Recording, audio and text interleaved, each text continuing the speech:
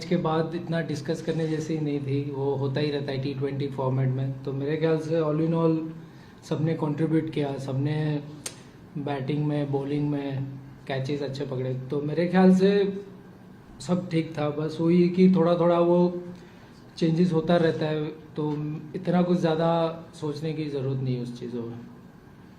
जट्टू भाई, आप single match में देखा कि बॉलर्स ने बड़ा अच्छा कमाल दिखाया और मतलब कि सारे विकेट्स गए जो थे सारे पेसर्स हो गए थे, तो क्या मतलब कि पेसर्स ने बहुत अच्छी बॉलिंग की या स्पिनर्स का उस दिन सही से पड़ा नहीं, ऐसा नहीं था।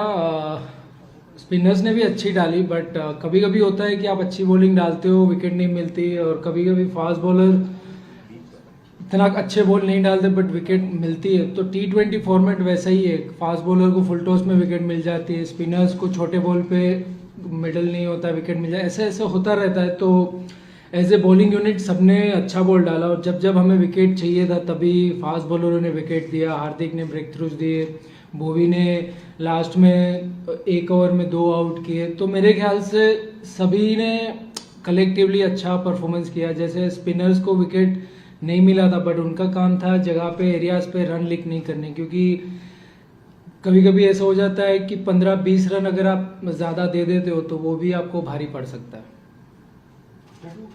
ऑलराउंडर बतौर एक ऑलराउंडर थोड़ा प्रेशर बढ़ जाता है ऐसे टूर्नामेंट में, और आगे जब वर्ल्ड कप है क्योंकि बॉलिंग से भी करना है और जब ऐसे क्रूशियल मोमेंट आते हैं तो बैटिंग से भी करना है, तो बतौर एक ऑलराउंडर आप हार्दिक के प्रेशर थोड़ा बढ़ जाता है इंडिविजुअली?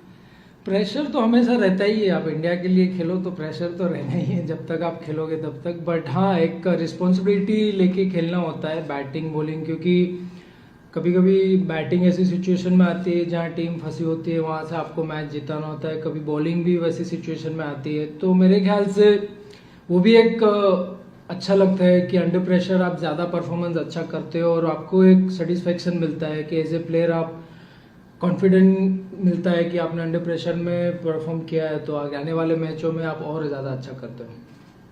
जड्डू भाई, ये जानना चाह रहा था आपसे, अगर ऋषभ पंत बैटिंग ऑर्डर में नहीं होते हैं तो क्या आपको इसी तरीके से प्रमोशन मिलेगा बैटिंग ऑर्डर में, या उस दिन क्योंकि नवाज अच्छी गेंदबाजी कर रहा था राइट हैंडर्स के अगेंस्ट, उसका अच्छा रिकॉर्ड भी रहा है इंडियन, तो आप इस पर क्या करेंगे? हाँ बिल्कुल, क्योंकि कभी कभी ऐसे होता है कि left arm spinner leg spinner bowling डालते हैं तो लेफ्टी को भेजना ज़्यादा इजी हो जाता है और वो चांस ले सकता है। तो टॉप 7 में मैं ही था लास्ट गेम में, तो मुझे कहीं ना कहीं पता था कि ऐसी सिचुएशन आएगी, क्योंकि उनकी प्लेइंग 11 देख के पता चला कि उनका लेफ्ट आर्म स्पिनर और लेग स्पिनर है, तो मुझे कभी ना कभी जाना होगा। तो मैं उस हिसाब से मेंटली अपने आप को प्रिपेयर कर रहा था, और लकीली वही टाइम पे मैं गया, और टीम के लिए मैंने जो भी रन्स किए वो बहुत ही क्रूशियल थे।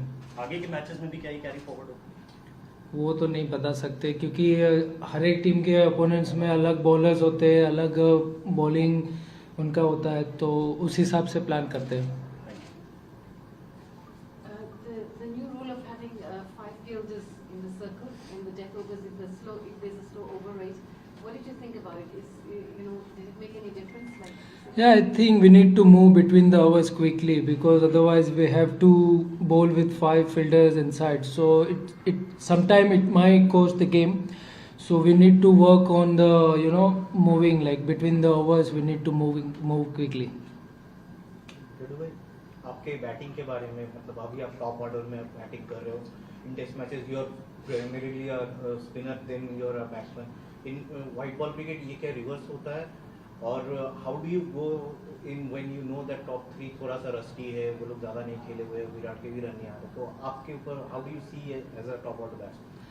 कुछ नहीं, मैं मतलब ज़्यादा इतना ये सब प्लान नहीं करता हूँ जितना आप इतना डिटेल में बता रहे हैं, बट मैं बस जब भी जाता हूँ तो अपना अच्छा करने को देखता हूँ, सिचुएशन से खेलता हूँ। और T20 में कभी कभार ऐसा होता है कि आपको सोचना नहीं है, जो भी सिचुएशन बनी हुई है जाके सीधा ही खेलना है। तो बस ज़्यादा इतना मैं सोचता नहीं हूँ कि टेस्ट में बॉलिंग डालता हूँ और फिर बाद में बैटिंग करता हूँ, और इधर वाइट में बैटिंग करता हूँ फिर बॉलिंग करता हूँ, इतना ऐसा कुछ नहीं है मेरे मन में। मैं सोचता हूँ कि बैटिंग में मुझे रन्स करने, और जब भी टीम को ज़रूरत है तो विकेट में ब्रेक थ्रूज देने बस।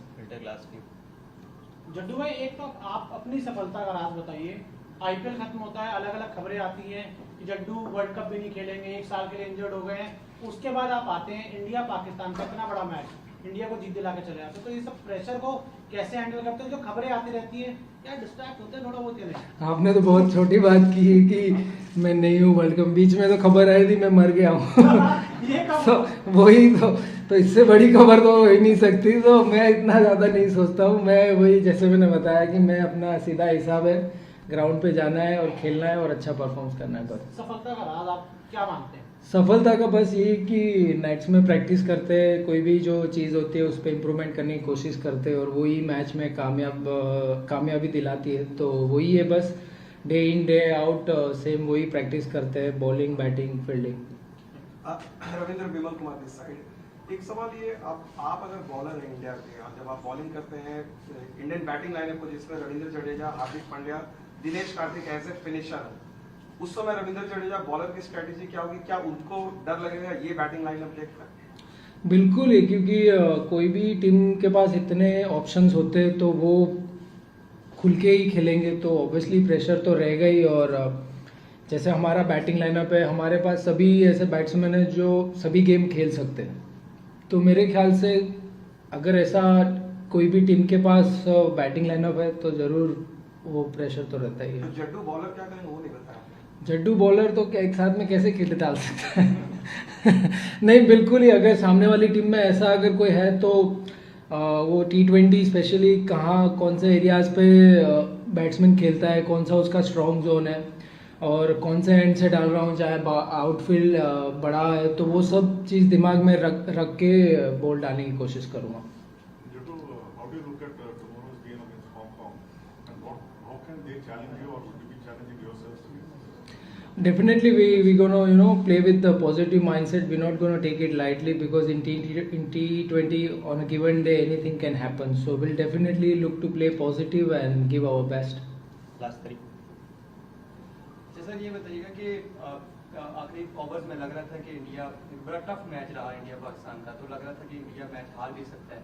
तो नसीम शाह अगर कोई क्रैम्प्स ना आते तो आप समझते हैं कि इंडिया मैच हार सकता था? और दूसरा नसीम शाह की बॉलिंग के बारे में बताइएगा वो कैसी रही? नहीं, ऐसा कुछ नहीं है कि क्रैम्प्स नहीं आते तो हम हार जाते, ऐसा कुछ नहीं था। क्योंकि T20 में लास्ट में तो कोई भी बॉलर प्रेशर में रहता ही है, तो चाहे कितना भी बड़ा बॉलर हो या कोई भी एक्सपीरियंस बॉलर हो, तो लास्ट के 2-3 ओवर में कोई भी बॉलर प्रेशर में रहता ही है। तो मेरे ख्याल से बस वही इंटेंट था कि जितने भी रन आए वो 18-19 तक ज़्यादा रन कोशिश करेंगे, ताकि अगर लास्ट ओवर में जितने कम रन बच जाए उतना अच्छा है। और लकीली हमने जो ट्राई किया वही डिलीवर हुआ। और नसीम साहब मतलब अच्छे यंग तेज़ बॉलर है, अच्छे, उनको पता है कि उनको कौन से एरियाज़ में बॉल डालनी है और कौन से बैट्समैन के अगेंस्ट क्या लाइन डालनी है। तो मेरे ख्याल से उनके तीनों फास्ट बॉलर अच्छे थे, जो तीनों अच्छे एरियाज़ में बॉल डाल रहे, तो इतना ईजी नहीं था।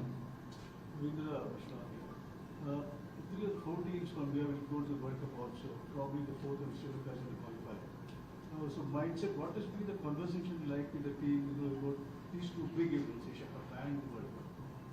The mindset would be like we look to play positive, as a team we try and give our best in each game, and we look to focus on each game, game by game. We're not thinking too much far ahead about the World Cup. Still we are here, so we are look to play tomorrow against Hong Kong, and after that we don't know which team we're going to play against.